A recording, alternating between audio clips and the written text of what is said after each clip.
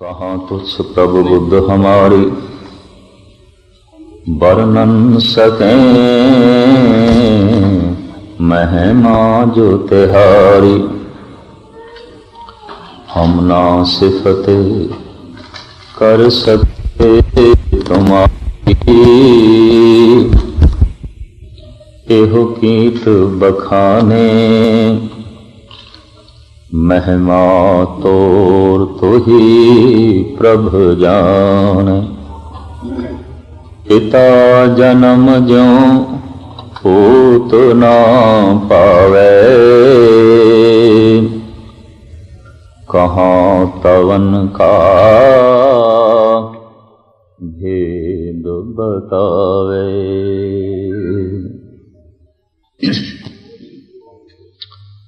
सन्मानयोग गुरु रूप साध संगत जीओ, सनिमर गुरुदेव की फतेह प्रवान करने। वाहिगुरु जी का खालसा वाहिगुरु जी की फतेह।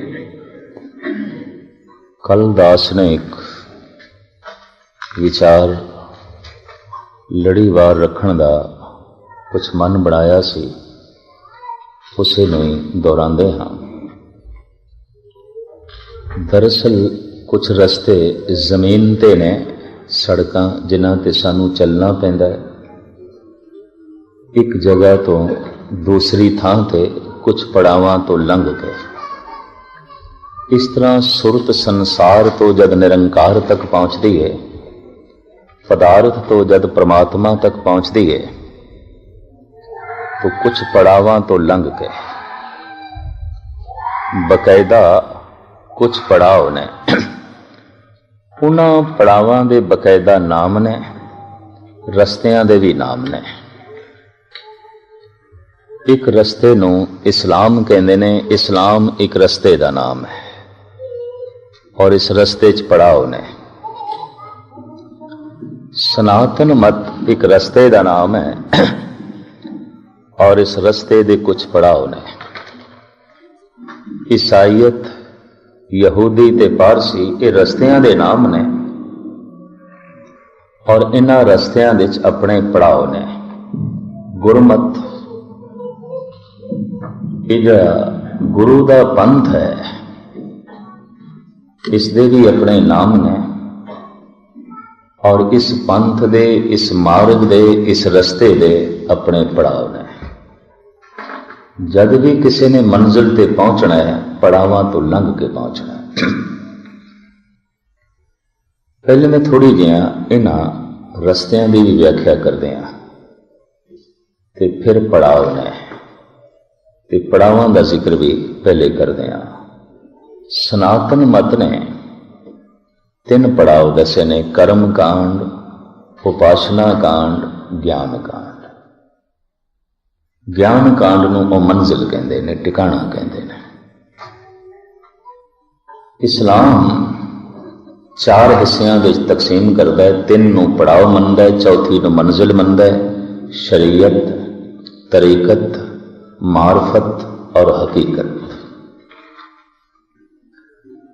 इसी तरीके नाल गुरमत 5 हिस्सियां विच बनदी है, 4 पड़ाव ने, 5वीं मंजिल है।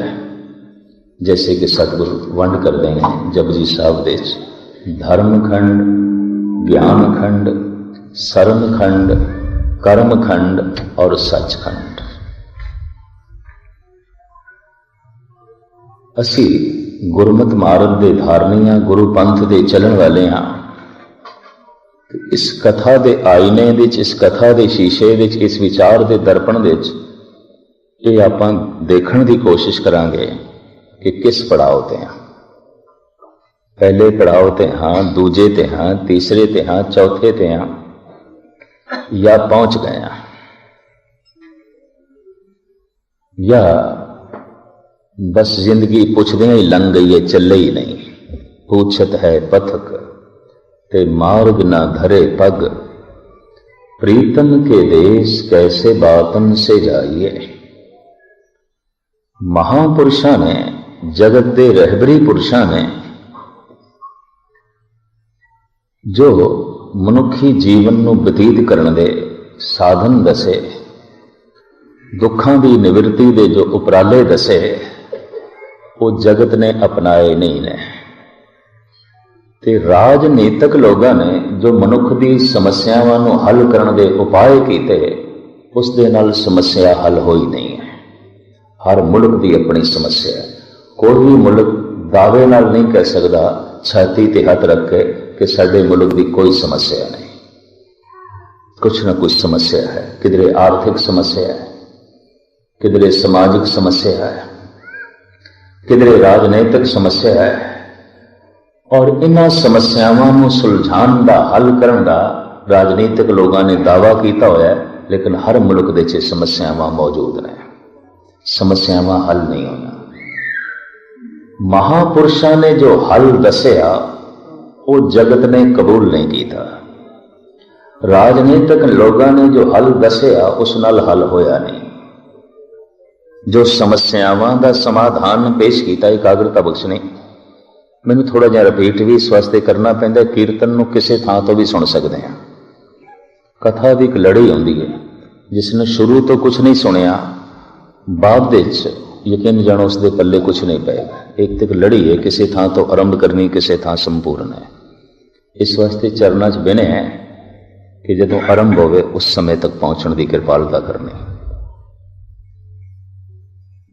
महापुरुषों ने जो मनुख दीयां समस्यावां दा जो हल दसिया वो मनुख ने कबूल नहीं किया। और राजनीतिक लोगों ने जो समस्यावां दा समाधान लभ्या उस नाल समस्यावां हल नहीं होईयां। सारी दुनिया विच समस्यावां नूं हल करने की जिम्मेवारी राजनीतिक लोगों को है। मुल्क नूं कोई चला रहे हैं। समाजिक जिंदगी के नियम कोई बनाते हैं, आर्थिक ढांचा कोई बनाते हैं, राजनीतिक नियम कोई बनाते हैं, लेकिन मसला तो हल नहीं होया। कोई मुल्क दावे नाल नहीं कह सकता कि साडे मुल्क विच कोई समस्या नहीं।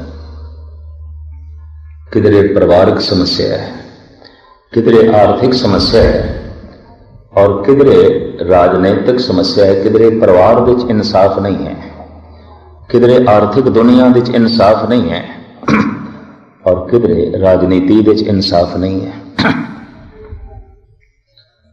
ये बेइंसाफियां तुहानूं सारी दुनिया विच किसी न किसी पद्धर ते मिलणगियां।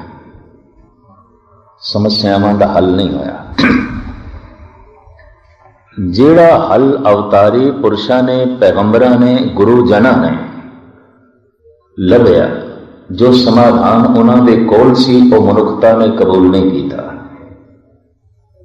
और जो राजनीतिक लोगों ने समाधान दसिया उस नाल समाधान होया नहीं, समस्या हल नहीं हुई। मनुख हजारां साल पहले दुखी सी, अज भी दुखी है। मनुख पहले भी बेचैन सी, अज भी है। की होया? हजारां विच एक दो आदमियों ने कोई रब्बी आनंद मान लिया, समाधि लीन हो गए। ये कोई बहुत वड्डी गिनती नहीं है, ये निराशाजनक है। ये बिल्कुल मायूस कुन हालत है कि 1000 बूटे लगाए जान एक बगीचे विच, सिर्फ दोवां नूं फुल लगन, फल लगन, बाकी सुके सड़े मुरझा जान। तो ये जो दोवां नूं फुल लगे हैं, फल लगे हैं, इस ते कोई खुशी जाहिर करांगे असीं? नहीं। वो जो सैकड़े मुरझा गए। की होया? लखां करोड़ां दे इकट्ठ विच अज दुनिया की जिहड़ी आबादी है, इहदे उंगलियां ते गिणे जाण वाले वो पुरुष हो सकते हैं जो समाधि लीन ने, परम आनंद माणदे ने, जिन्हां दे मन दे टिकाव है, सुकून है। कोई बहुत वड्डी तादाद नहीं है, बहुत वड्डी गिनती नहीं है। मनुख दुखी है, छोटा दुखी है, वड्डा दुखी है, मूर्ख दुखी है, सियाणा दुखी है, निर्धन दुखी है, धनवान दुखी है, अनपढ़ दुखी है, पढ़ा लिखा दुखी है, सब दुखी है। हजारां साल पहले भी मनुख दुखी से, आज भी दुखी। कारण क्या? मनुख दुख लई जन्म लेंदा है? क्या मनुख सिर्फ दुख भोगण लई आया है? कतई नहीं। मनुख ते परम आनंद माणन लई आया है।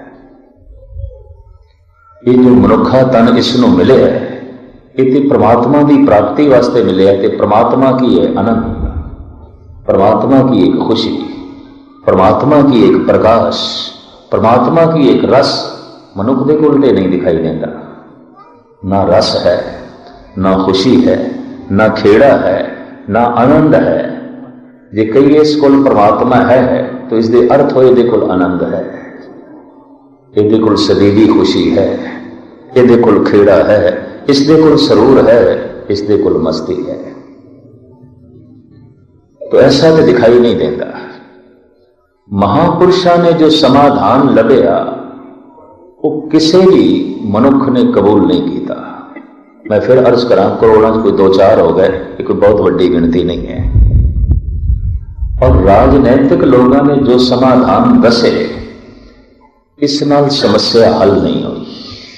हर मुल्क की अपनी समस्या, किधरे कोई समस्या है, किधरे कोई समस्या है।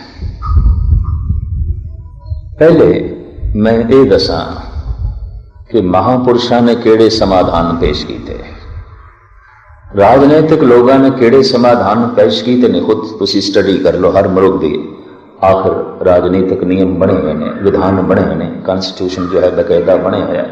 क्या उसके मुताबिक मनुखता सुखी हो गई? क्या उसके मुताबिक मनुख को परम आनंद मिल गया? क्या उसके मुताबिक सदीवी खुशियां ते खेड़े मनुख की झोली च पै गए हैं? कतई नहीं।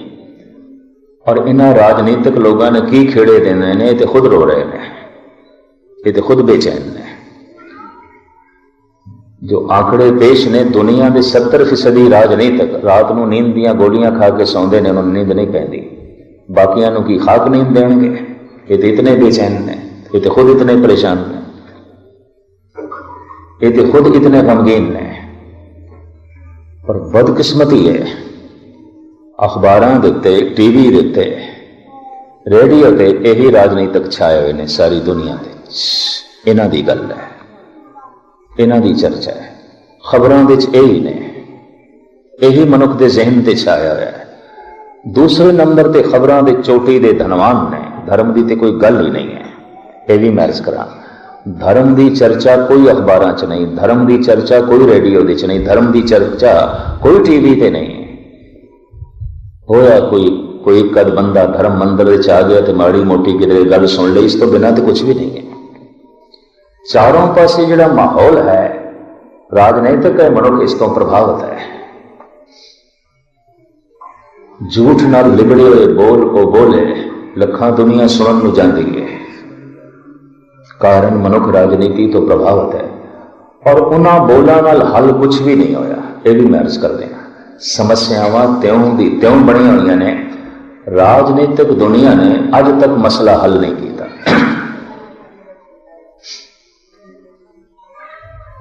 धर्म ने जो मसला हल किया है, जो समाधान पेश किया है, जो दवाई अगों रखी है, ये मनुख ने कबूल नहीं की। तो तुसी आखोगे धार्मिक पुरुषों ने केड़ी दवाई पेश की है, वो मैं थोड़े सामने रखा। प्रथम सनातन मत तो ही गल रखी है, जिन्होंने, चूंकि पुराना धर्म 5000 साल पुराना, बौद्ध धर्म गालबन 2500 साल पुराना, ये ईसाईयत गालबन 2000 साल पुरानी, इस्लाम गालबन 1400 साल पुराना और सिख धर्म गालबन 550 साल पुराना। इनका जो नवीन धर्म है, वो जो सब तो पुराना धर्म है, वो कहता है मनुख दियां सारियां समस्यावां का समाधान ज्ञान है। ज्ञान की प्राप्ति आनंद की प्राप्ति है, ज्ञान की प्राप्ति सुख की प्राप्ति है, ज्ञान की प्राप्ति वास्तविक है, हकीकत ते सच्चाई की प्राप्ति है। और उन्होंने कहना सी कि सारे दुख संताप अज्ञान तो पैदा होते हैं। पता चल जाए ये जहर है तो त्यागदियां देर नहीं लगती। पता ही नहीं है, जहर नूं मनुख अमृत जान के पान कर जाता है। जैसे कि कबीर भी कहते हैं, कबीर नींब भयो आंब, आंब भयो नींबा, केला पाका झार, नारियल फल सेबर पाका, मूरख मुगद गवार। कौड़ी निम्नो, निम का फल बड़ा कौड़ा होता है। करीबन करीबन इंडिया के हर प्रांत निम पैदा होती है, बड़ी कौड़ी, इसका फल बड़ा कौड़ा। पर कबीर कहते मनुख ने उसनों अंब का फल जान के ग्रहण कर लिया, खा रहा है। तो जो मिठा अंब है उन्होंने निम का फल जान के त्याग रहा है। नीम भयो आंब, आंब भयो नींबा, केला पाका झार। पक्का केला स्वादी मिठा, उन्होंने जंगली झाड़ियां का फल समझ के सुट रहा है। ते जंगली झाड़ियां का कौड़ा कसेला फल अपनी झोली च पा रहा है। नारियल फल सेबर पाका, मूर्ख मुगद गवार। मनुख ऐसा मूर्ख है, ऐसा मुगद है, ऐसा गवार है कि जो नारियल का फल स्वादी है, पौष्टिक है, गुणकारी है, उन्होंने सिमल का फल जान के परे सुट रहा है। ते जो सिमल का फल फिक्का, किसी कम का नहीं, उन्होंने झोली च पा रहा है, ना कोई गुण ना कुछ। दरअसल कबीर ये कह रहे हैं कि मनुख सार्थिक नूं त्याग रहा है, व्यर्थ नूं झोली च पा रहा है। इस कारण करके दुखी है। व्यर्थ नूं झोली दे च क्यों पा रहा है? अज्ञान करके। ये निम नूं अंब क्यों समझ बैठा? अज्ञान करके, पता नहीं है। और ये अंब नूं निम जान के त्यागदा क्यों पिया? अज्ञान करके। भारत के प्राचीन ऋषि 5000 साल पुराने ऋषियों ने कह दिता, मनुख के सारे दुखों का मूल कारण उसका अज्ञान है। आप सुन के हैरान होगे, दुखों का मूल कारण इस्लाम ईसाइयत पाप दसती है, अज्ञान नहीं दसती। इस्लाम कहता है मनुख दुखी है इस वास्ते कि मनुख पापी है। लेकिन इस मामले इस सनातनी ऋषि अगे ने इस्लाम के मामले क्यों? अगर पाप करके दुखी है तो मनुख क्यों पाप करता है? फिर मसला खड़ा हो जाएगा अज्ञान करके।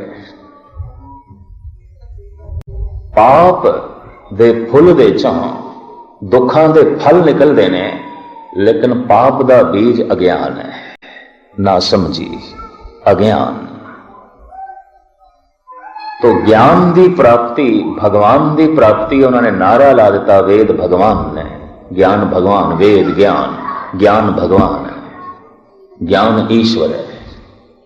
इस तरह जैसे चानना ही सूरज है, चानने की प्राप्ति ही सूरज की प्राप्ति है, ज्ञान की प्राप्ति ही भगवान की प्राप्ति है।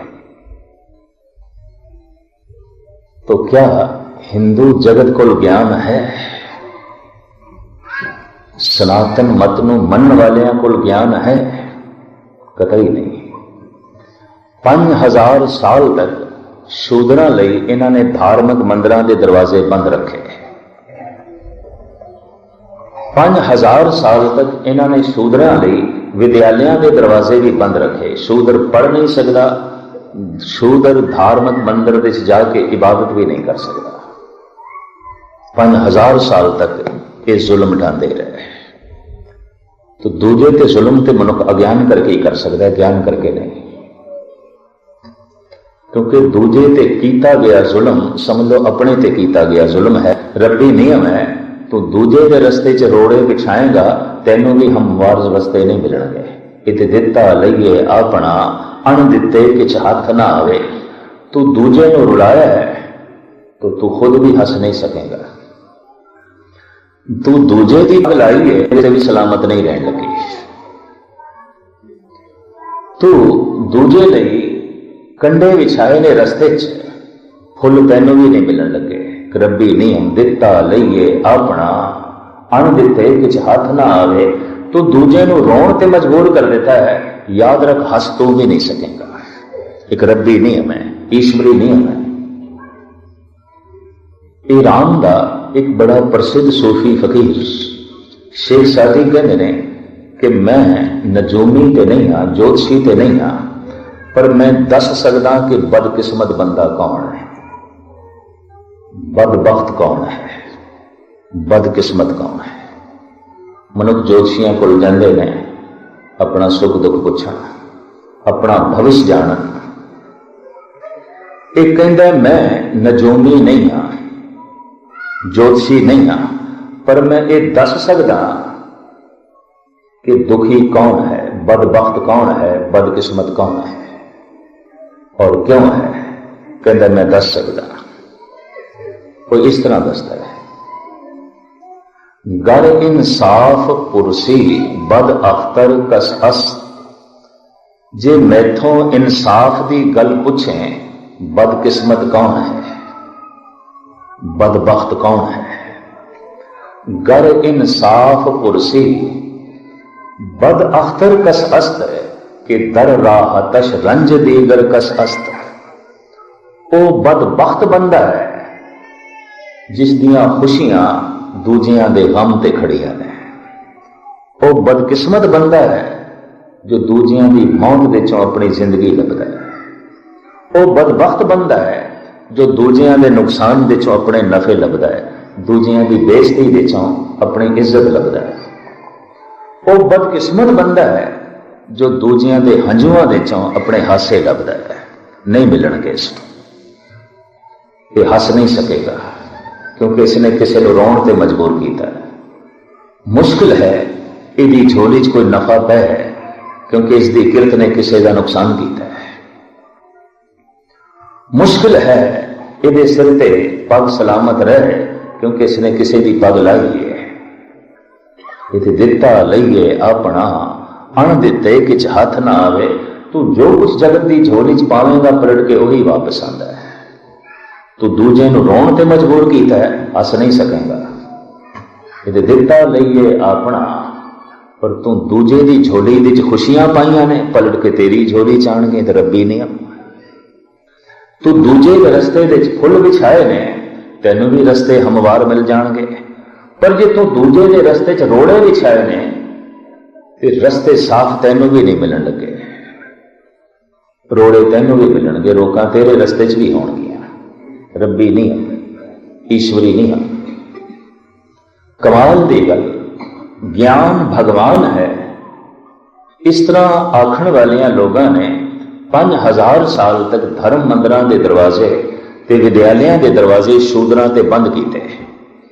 ते शूदर किसनों कहते सन? किरती नूं। जो पैरां लई जुत्ती बनावे शूदर, ते जिहड़ा सिर विच जुत्तियां मारे उहदी पूजा।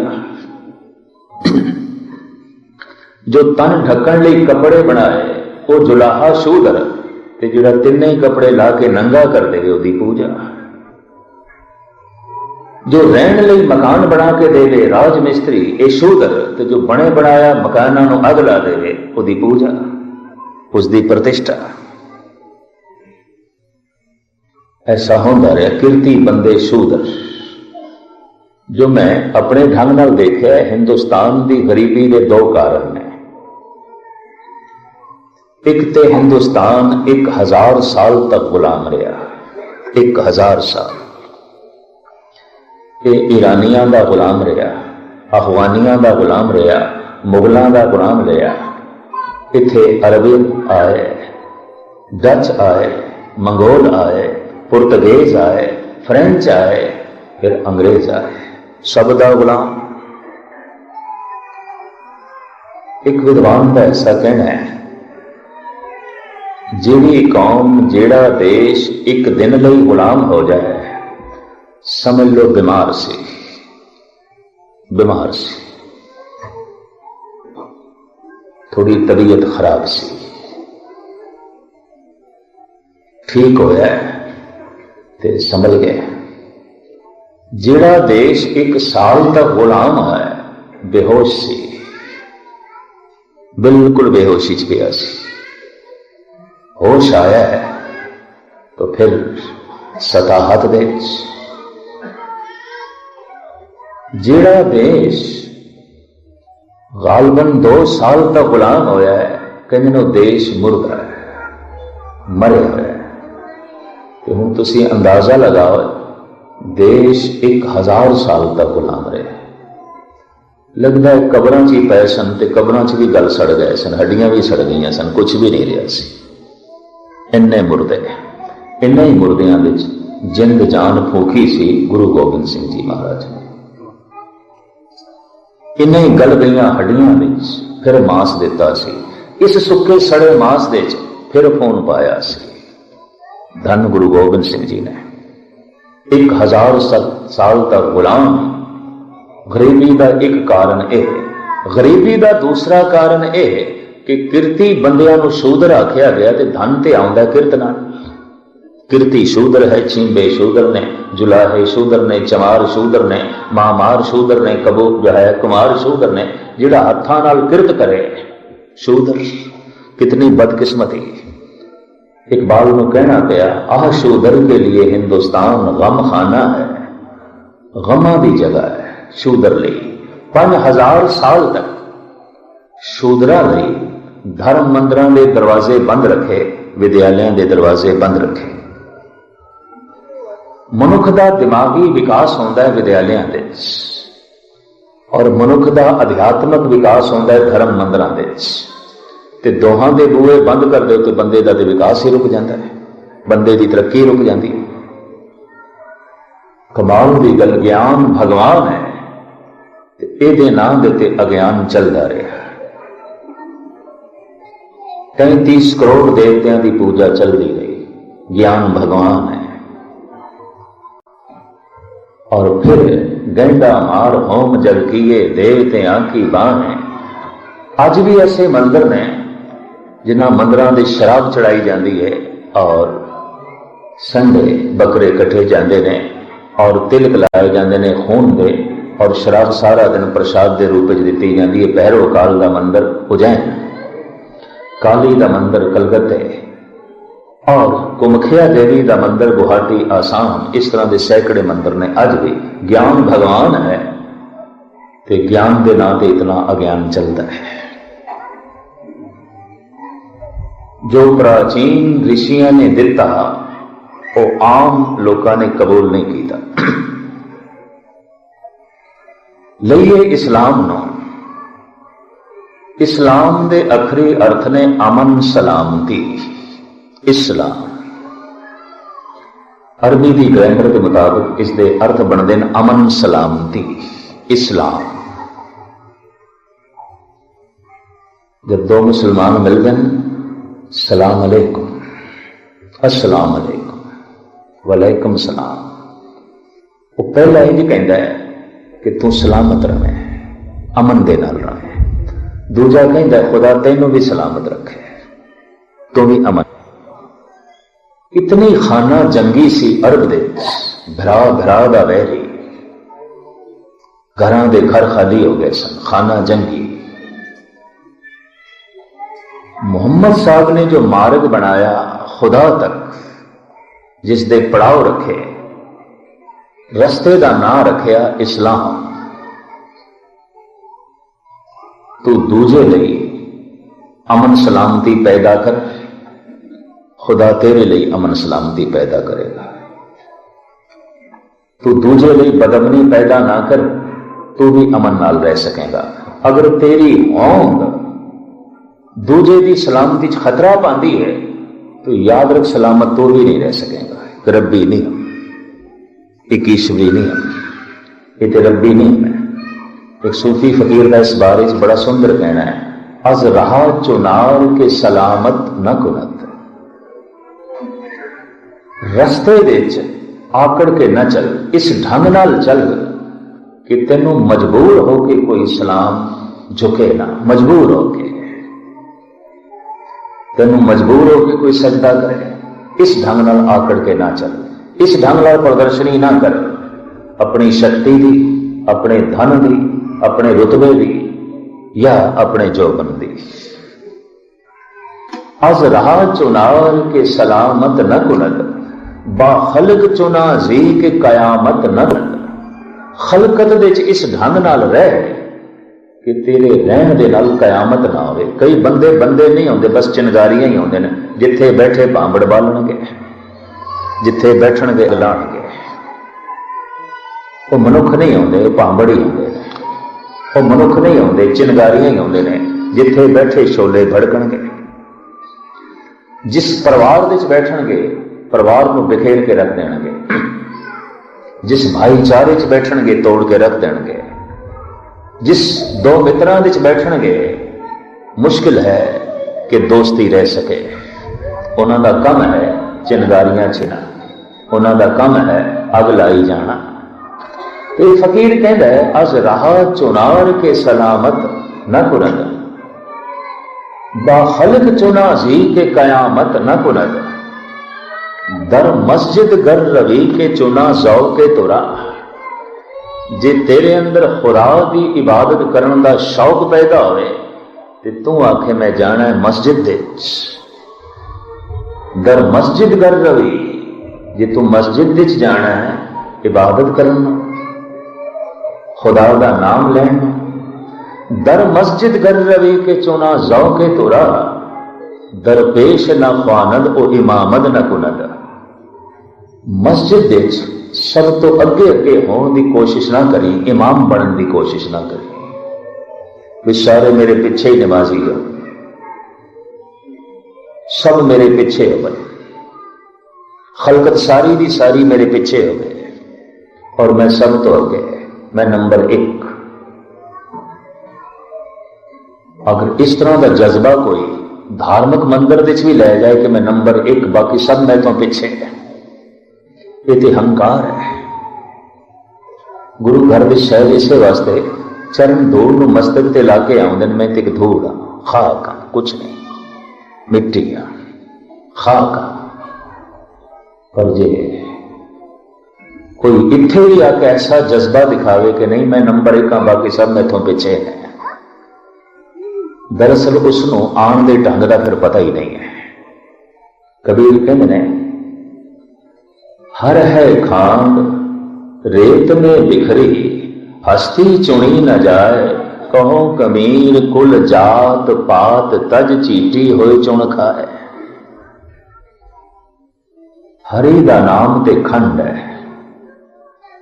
पर संसार दे विकारां दी रेत विच बिखरिया गया है, वासनावां दी रेत विच बिखरिया गया है। हाथी की तरह जिहड़ा आकड़ के आउंदा ते सूंद मारदा है, शायद दाना ते एक खंड का पैंदा मिट्टी मूँह च, बहुती पै जाती, स्वाद नहीं आता, रस नहीं आता।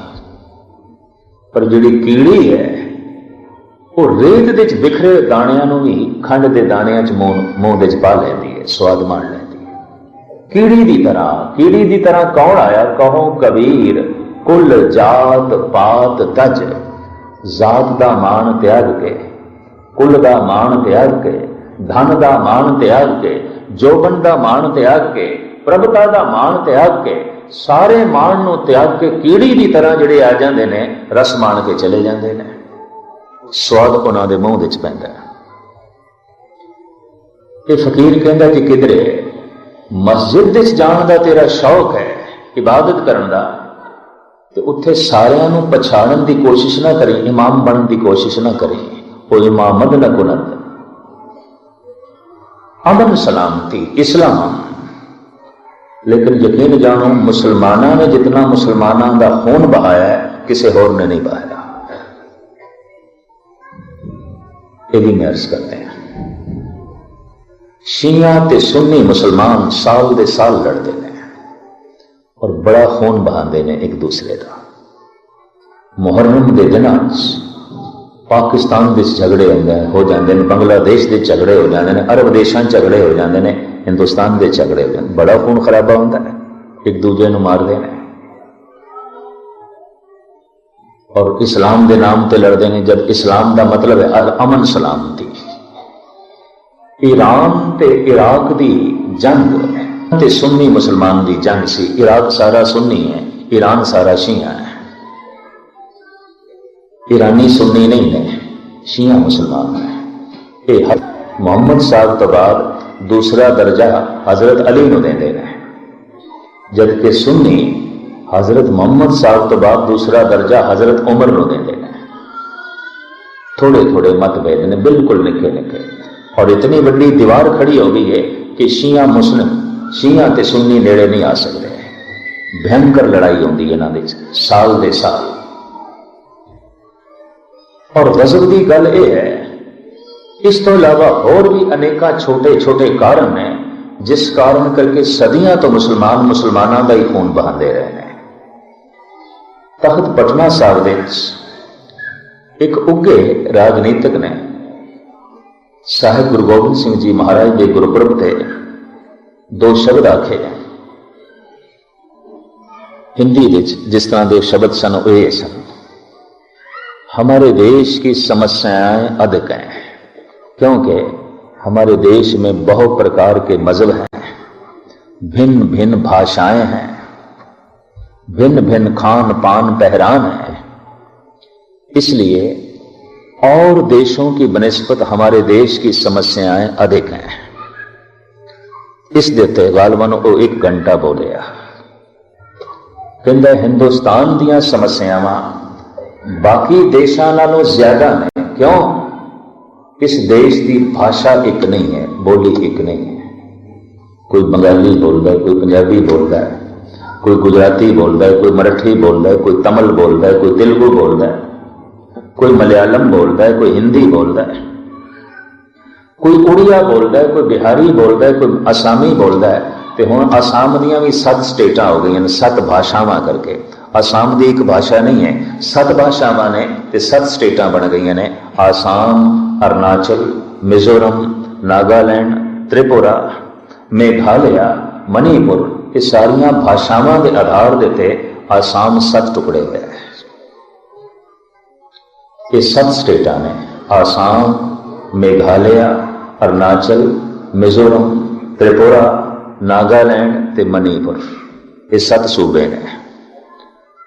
एक भाषा नहीं है, सब की वख वख भाषा। उड़िया है, मलयालम है, केरला दे मलयालम बोलते हैं, तमिलनाडु दे तमिल बोलते हैं, और आंध्रा दे तेलुगु बोलते हैं, महाराष्ट्र दे मराठी बोलते हैं, गुजरात दे गुजराती बोलते हैं, बिहार दे बिहारी बोलते हैं। कुछ प्रांत ऐसे ने जिथे हिंदी बोली जाती है, मध्य भारत, राजस्थान, यूपी। बंगाल दे बंगाली बोलते हैं, कश्मीर दे कश्मीरी बोलते हैं, और पंजाब दे पंजाबी बोलते हैं। उन्हें आखिया साडे देश दियां बहुत सारिया भाषावां ने, फिर साडे देश का मजहब भी एक नहीं, वख वख मजहब ने। साडे देश का पहरावा भी एक नहीं, अलग अलग पहरावा है। साडे देश का खान पान भी एक नहीं, खाने भी अलग अलग ने। बंगालियां का अलग, गुजरातियां का अलग, मद्रासियां का अलग, पंजाबियां का अलग। खाने तो पता चल जाता है किहड़े प्रांत का खाना है, फौरन पता चल जाता है। भारत में जो लंघ के जांदियां उस प्रांत का खाना, और जिहड़ियां डोमैस्टिक जो है फ्लाइट्स ने, उन्होंने भी करीबन करीबन जिस प्रांत में जा रही है उस प्रांत का खाना देंगे। जे गुजरात जा रही है तो गुजरात का खाना, जो मद्रास जा रही है तो मद्रासी साउथ इंडियन खाना देंगे। फिर उस जिधर दिल्ली में आ रही है, पंजाब आ रही है तो उत्तरी भारत का खाना, पंजाबी खाना देंगे। कहने तो बराबर उसने कहा थे खाना एक नहीं थे, पहनना एक नहीं थे, मजहब एक नहीं है, भाषा एक नहीं है। इस वास्ते इस देश दीयां समस्यावां बाकी देशों नालों ज्यादा ने। उस तो बाद किधरे दास का 1 घंटे का वक्त नहीं तो मेरे अंदर जो है जवाब फुरे सन, और मैं उत्थे बोले अभी मैं कि गालबन 22-23 देश ने अरब, कुवैत है, इराक है, कतर है, बहरीन है, दुबई है, मिस्र है, जॉर्डन है, लीबिया है, सऊदी अरब है, गिणते जाइए भी 22 देश बनते हैं। सारियां दी भाषा एक है, सारे अरबी बोलते हैं। सारियां दा मजहब एक है, सारे सुन्नी मुसलमान हैं, और सारियां दा धर्म ग्रंथ एक है, सारियां दा इष्ट भी एक ही है मोहम्मद साहब, सारियां दा मजहब एक है मुसलमान, सारियां दी भाषा एक है अरबी, और सारियां दा पहरावा भी इक्को है, लंबा चोला पहनते हैं, सिर ते रुमाल बनते हैं, एक रस्सा बन लेंदे ने उपर, पहरावा भी इक्को है, ते सारे एक दूजे दे खून दे प्यासे ने, सारे एक दूजे नाल नहीं बनते, मन मुटाव है। हुणे थोड़े ही दिन ही होए इराक ते कुवैत दा खाड़ी युद्ध होया। इराक ते ईरान गालबन 9 साल लड़ते रहे। अज तक जितना मुसलमाना ने मुसलमाना का खून वहाया और वहा रहे ने, यकीन जानो किसी दूसरे ने नहीं। ये भी मैं अर्ज कर दें, बिल्कुल छोटिया छोटिया गल्लां करके इन्हां दे झगड़े ने, बड़ा ही खून बहाते हैं, बहुत लड़ते हैं, रज के लड़ते हैं। इस्लाम तू दूजे नूं सलामत रहन दे, मुहम्मद साहब ने तो इंज आख्या सी कि तेनों खुदा की प्राप्ति हो जाएगी। ये तो दूजियां दे पैर लत्तां पे वड्डदे ने, दूजे दा चलना औखा पे करदे ने। है मुख्तसर में अर्ज करा, वेद ही भगवान है, ज्ञान ही भगवान है। क्या तमाम हिंदू जगत ने मन लिया? नहीं, अज्ञान ही भगवान चल रहे होते थे। बड़े वितकरे, बड़ा भेदभाव, बड़ी जात पात, 5000 साल तक शूदरां लई धार्मिक मंदिरां दे दरवाजे बंद, विद्यालयां दे दरवाजे बंद। ईसाई जगत नूं लईए ईसा ने ईश्वर की प्राप्ति, खुदा की प्राप्ति प्रेम ते रखी है, और उसने साफ कह दिता सी अगर प्रेम प्राप्त हो गया तो समझ लो खुदा मिल गया। प्रेम सारियां नाल, पहले परिवार नाल कर, फिर संसार नाल कर, ताकि वह प्रेम वद्दा वद्दा निरंकार तक, खुदा तक पहुंचे। इस वास्ते ईसाई दुनिया साफ कह दिता गया लव इज गॉड, प्रेम ही परमात्मा है। और यकीन जानो जितना ईसाइयों ने नफरत फैलाई और जितने देशों ते राज किया ते लुटिया, और इन्हां दी परिवारक जिंदगी की है, जो पिछले दिन यूरोप की परिवारक जिंदगी के मैनू आंकड़े पढ़न नूं मिले ने, 45% शादियां टुट जांदियां, तलाक हो जांदियां। रिश्तियां विच कोई मजबूती नहीं, कोई पक्याई नहीं। तो रिश्ता कदों टुटदा है? जब प्रेम नहीं है। मां बाप का बच्चियां नाल प्रेम नहीं, बच्चियां का मां बाप नाल प्रेम नहीं, पति का पत्नी नाल नहीं है, पत्नी का पति नाल नहीं है, रिश्तियां दे विच दराड़ आ गई है। ते जे परिवार दे विच प्रेम नहीं तो संसार दे विच की खाक होवेगा? किस तरह होवेगा? प्रेम तो उत्थों शुरू होना सी। लव इज गॉड ईसा दे बोलां दी धज्जियां उड़ा के रख दित्तियां ने इन्होंने। कुछ भी नहीं, इस चक्कर च ना पैना। बैरूनी जिंदगी देख के ठीक है, आर्थिक उन्नति देख के कितने बहुत प्रभावित ना हो जाना। अर्थ होवेगा, धन होवेगा, ईसा का दिता हुआ धर्म नहीं है। ये मैं अर्ज कर दें, कोई नहीं है, बिल्कुल नहीं है। लव इज गॉड, प्रेम ईश्वर है। क्या है प्रेम? अद्धी तो ज्यादा दुनिया इन्होंने हथिया के रखी सी, राज कीता है। ते राज कीता कईयां नूं फांसियां ते चाड़ के, कईयां नूं कतल करके, कईयां नूं जोक तोक करके, कईयां नूं जला के, कईयां नूं मार के, एवें राज मिलते हैं। सारी दुनिया हथियाई ने, खूब लुटिया। जिथे गए उत्थे दे बाशिंदियां नूं पैरां थले लिताड़िया ते मारिया। एवें राज मिलते हैं, एवें मुल्क मिलते हैं। लव इज गॉड, प्रेम खुदा है। ते प्रेम दे नाम दे ते कितना जुल्म, कितनी नफरत, कितनी हकारत, कितना जुल्म ते तशद्दुद चलता रहा। इस्लाम सलामती नूं पैदा कर, तेरी होंद बदमनी ना पैदा करे, तो यकीन जानो कदम कदम ते बदमनी मुसलमाना तो होई। ज्ञान ही भगवान है, कदम कदम तो त्यान देखने को मिलता है। प्रेम ही खुदा है। प्रेम ते घर विच भी नहीं पिया मिलता, बाहर की खाक मिलेगा, बच्चियां की दुनिया च भी नहीं मिलता। अगां चलिए, गुरु नानक गुरु गोबिंद सिंह जी महाराज ने जगत की झोली विच जिहड़ी सौगात पाई उसनूं आख्या सिखी। सिख तो ज्यादा निर्माण शब्द होर कुछ नहीं हो सकता। सिख का मतलब है कि मैं सीखना चाहना और मैं कुछ भी नहीं जानता।